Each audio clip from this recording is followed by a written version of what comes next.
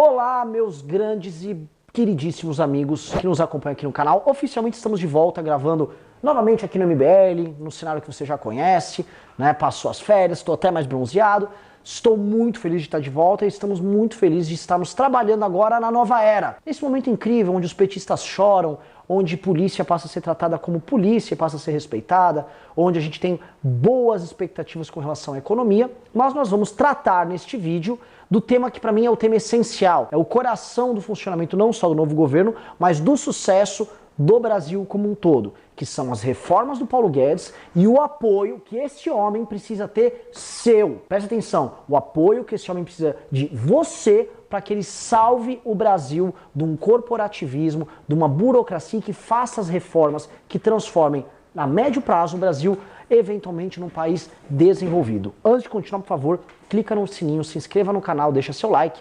E se você gosta do nosso trabalho, www.mbl.org.br/contribua. Eu preciso que você assista esse vídeo até o final. Primeiro, para você não criar julgamentos falsos sobre o que eu for falar, para não falar, você tá falando mal de fulano, beltrano. Você vai entender. Tá? O meu interesse nesse vídeo é apoiar este que é não apenas o ministro mais importante desse novo governo, mas o ministro também vai determinar o próprio sucesso desse novo governo. Você apoiar o Paulo Guedes significa impedir a esquerda de voltar. Significa impedir a esquerda de fazer com que a agenda dela, eles apontem e falem, nossa agenda estava certa, né?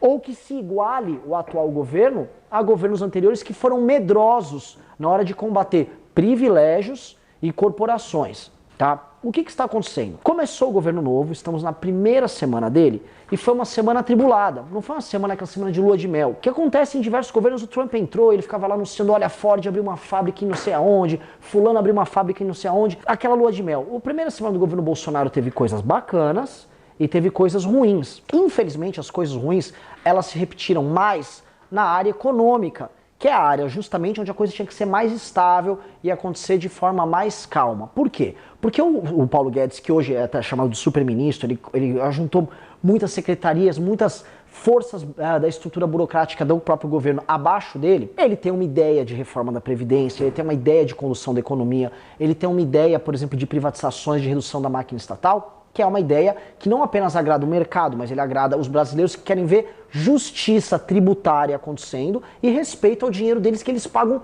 nos impostos. A causa do Paulo Guedes é uma causa, antes de tudo, patriótica. É uma causa na defesa do interesse do homem brasileiro, dos empresários brasileiros, dos funcionários brasileiros, daqueles que produzem e trabalham em detrimento de quem é sanguessuga, que vive de chupar. E essas pessoas que são sanguessugas, que mamam, né, o estamento burocrático, o centrão, né, são uma estrutura muito forte, muito arraigada.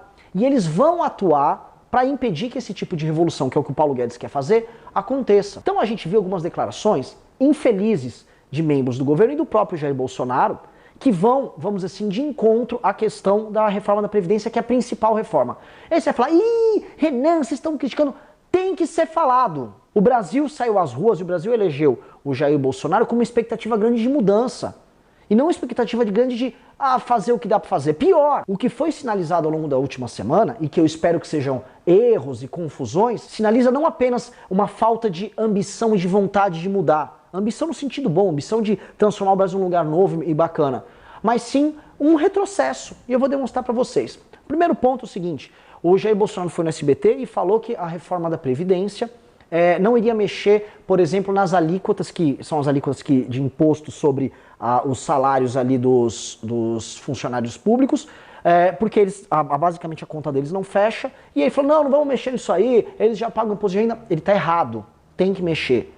E ao fazer isso, ainda desautorizou prefeitos e governadores que estão fazendo essa reforma que aumenta a alíquota, como é o caso de São Paulo, onde o Fernando Holliday, inclusive, tomou um tiro por causa da ação dele corajosa de enfrentamento com os sindicatos. O Bolsonaro desautorizou e aí tornou a reforma mais frágil. Não mexeu na idade mínima como tinha que mexer e usou novamente um argumento errado, o da idade, que ele confunde o conceito de sobrevida com o conceito de idade média. Tá errado e, novamente, você pode clicar no link aqui em cima que o Kim explica isso num vídeo, claramente, que há uma confusão que a esquerda usa muito, de bom grado, para confundir as pessoas, e o que eu acho que o Bolsonaro está confuso, ele não entendeu isso. Mas isso foi uma declaração. Houve aí uma declaração muito ruim, ainda pior do que esse, que é essa declaração do retrocesso.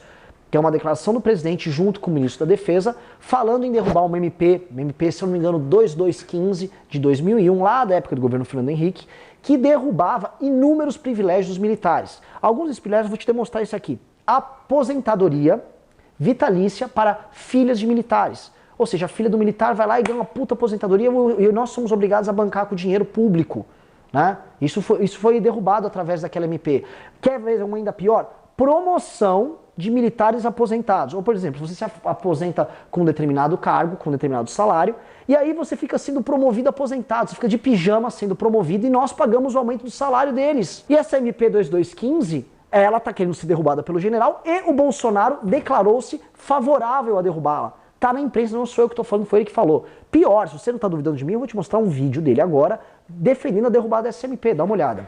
O apelo que eu volto a fazer a Vossa Excelência, deputado Chinaglia, encerrando aqui, é como integrante, como presidente dessa casa, que junto ao senador Garibaldi, coloque em votação em sessão do Congresso a MP 2215, que tantos transtornos tem causado a todos os militares das Forças Armadas. Obrigado pelo tempo, presidente. Só para vocês entenderem o nível de gravidade, a gente hoje tem 5 mil generais que são aposentados e a gente tem apenas 147 generais que estão ativos.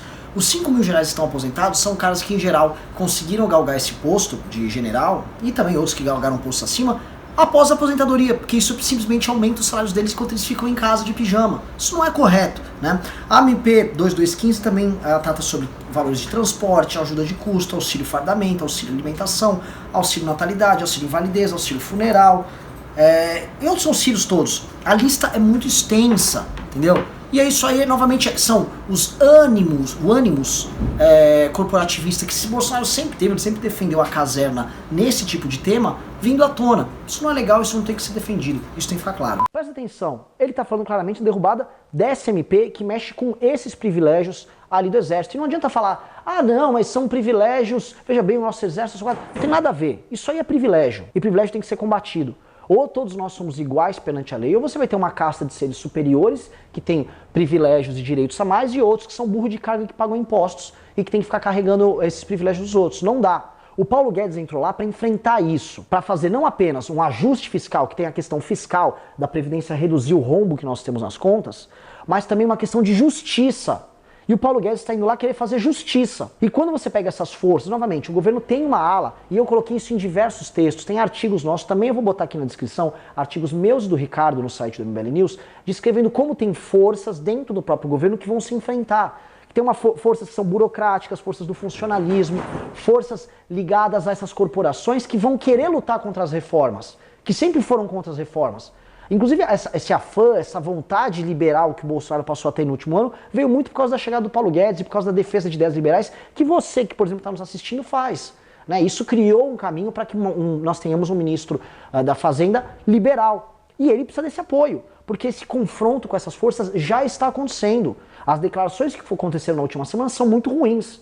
E nós temos que lutar para que o lado bom do governo, o lado do Guedes, o lado do Sérgio Moro, esse lado venha a vencer sobre o lado ruim que tem lá, que sempre tem. Não acreditem que um governo ou que qualquer grupo seja composto só de pessoas boas. Sempre tem pessoas boas e pessoas ruins, ideias boas e ideias ruins. E nós temos que defender que as ideias boas e as pessoas boas venham a vencer para que, assim como um todo, nós tenhamos um governo e um Brasil melhor.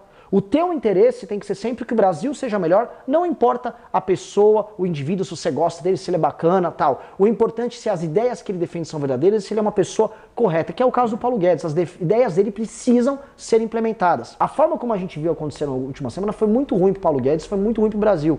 A gente teve até um abalo na Bolsa de Valores sexta-feira, né? Por causa que as pessoas estavam com expectativas altas, as expectativas parecem que podem estar sendo frustradas. Foram vários sinais. O Bolsonaro falou contra a fusão da Embraer com a Boeing, né, defendendo o interesse nacional, um discurso muito antigo, um discurso petista, inclusive, nesse sentido. Então tem que ser muito, muito, muito cuidadoso. E aí eu faço um convite para você. Comece a compartilhar materiais, comece a defender a agenda do Paulo Guedes, comece a cobrar para que haja uma reforma ambiciosa da Previdência, para que hajam privatizações ambiciosas, desregulamentações ambiciosas. Nós estamos mudando o Brasil, é um processo político que começou desde lá de 2013 e esse processo não termina com a eleição do Bolsonaro, ele continua, ele tem que ser fortalecido, acelerado. Esse é o momento de acelerar e não de recuar. A gente não pode ter uma reforma da Previdência que seja mais tímida do que a do governo Temer e em que, em muitos aspectos, ela tem um retrocesso da Previdência ruim que a gente tem. Não podemos aceitar isso aí, muito pelo contrário. Temos que ter mais Previdência, mais reforma, temos que ter uma luta mais clara pelas privatizações, e nisso a figura do Paulo Guedes ela é muito importante. Então ele precisa da sua ajuda. Você tem que ter uma postura crítica, você não pode ser um cordeirinho. Não seja cordeirinho de político. Tenha uma postura crítica para que pessoas como o Paulo Guedes possam prosperar, ter força no governo e assim a gente ter um Brasil bem melhor para todos nós. É isso aí, te agradeço. Fica o convite, peço para você compartilhar esse vídeo e continuar nessa luta para que a gente tenha um Brasil mais livre para todo mundo. Um abraço para todo mundo. Inscreva-se no nosso canal youtube.com/mblivre. Precisamos da sua ajuda. Acesse mbl.org.br/contribua.